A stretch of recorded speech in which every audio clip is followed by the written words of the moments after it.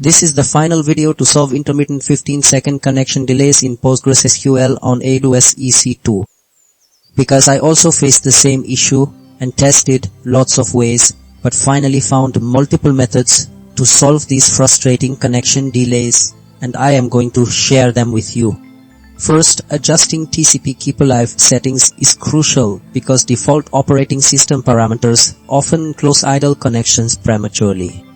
This forces your application to re-establish a connection, which introduces that noticeable 15-second pause while the system negotiates a new session. So tuning these values ensures connections remain active and ready.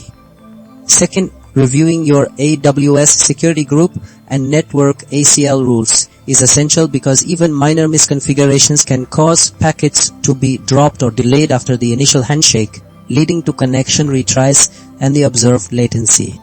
Ensuring the correct inbound and outbound rules for PostgreSQL port 5432 allows seamless data flow. Third, implementing or optimizing PostgreSQL connection pooling is vital as constantly opening and closing new database connections is resource intensive and slow, especially under load. A well-configured connection pool like PG Bouncer efficiently reuses existing connections, drastically reducing the overhead and eliminating connection establishment delays.